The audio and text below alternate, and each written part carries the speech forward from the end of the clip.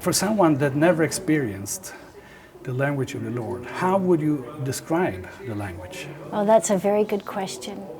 I think it can be individualized for different people, but there are a few basic principles that are different. It is the language of peace. It is a quiet. You know, the Lord refers to it as the still small voice. In the Old Testament, we read that as well. But more than that, for me, it is a feeling of peace and love and calm. It's like a light bulb goes on, an idea that is accurate, and you just say, aha! You know, you come to a realization that there's something that's accurate or truth. There is even an academic word for this study. What was it again? Can you? Pneumatology. Yeah. Yeah, so I've studied pneumatology. Pneumo is the Latin for, breath. And the breath of life in both Greek and Hebrew is the spirit. So breath and spirit. Do you remember in the New Testament when Christ is talking to Nicodemus, he says the wind is like the spirit, and he's using the same word. So he's doing a word play. So the breath is the pneumatology, study of the spirit. And it's that breath of life that God gives to Adam and Eve that allows them to become human. And every day of our life, we are required to have God's breath in order to stay alive. And our hearts can stop, lots of our body parts can stop, but that breath of life is the spirit of life that we receive from God. So interesting. Yeah. Really? Yeah. You are a scientist.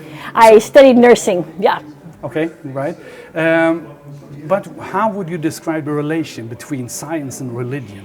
You know, for me, it is very clear. My father was a physicist, and he felt that science helped understand religion because our vision of God is so broad. We do not limit what God can see. And so from my father, I think that understanding the scientific method, where we have to come up with a hypothesis and we have questions and we analyze and we study and then we take it to the laboratory and we prove it, and then someone else has to do the same things over again. And if we don't get the same results, we have to go back and change the hypothesis. I do the same thing with the Spirit. Do you remember in the Book of Mormon, Alma says the seed or the faith is like a seed, and you have to experiment on the word and you have to plant it and see if it grows. So for me, the spiritual laboratory and the scientific laboratory are very similar. When I'm trying to find an answer from the Lord, when I'm trying to find out if there's some truth in a matter, I study it out. I take it to the laboratory. I experiment. I change my question. If I don't get an answer, I go back from a different angle. And I say, okay, I'm going to fast about it. Or I'm going to go to the temple and I'm going to...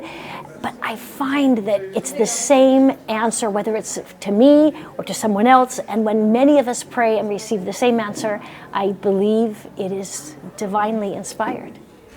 Thank you. Last question. You're also a musician. I'm a cellist. Yes, and that is some very, how you say, you really need to practice. You have to put a lot of effort. That is such a good analogy because to me it is like learning another language. You do have to practice it or you do forget. And also, as a cellist, I'm not a pianist. I have to make sure everything's in tune. And so I work very hard. And the difference between a good musician and a better musician is how in tune they are.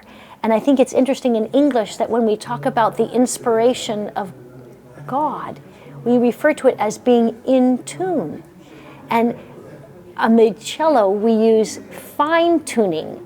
You know, we might get our A at 440 or 441 on the scale, but when I'm referring to the Lord, it's, do I have a meek and humble heart? Am I repentant? And then the music swells. I also feel like when I am really striving to seek the Lord in my life, I am in tune. And there's room for improvement always. But when the Spirit comes, everything is more at peace and happier. Thank you very much. Tonight, what will you speak about? So they've asked me to speak on learning the language of the Lord, and I think it's perfect for the Scandinavians because they are such linguistic people. I think they're very sensitive to the differences in culture, the differences in languages, and I feel the same way about the Spirit. We have to use it as if it were a language in order to really be able to capture what God is trying to teach us. I feel like I'm just trying to report what the prophet has asked us to do. He's emphasized this over and over. So for me, this topic was already something I loved, but with the prophet's new emphasis, I feel like I want to learn even more. Thank you very much. Oh, you're welcome.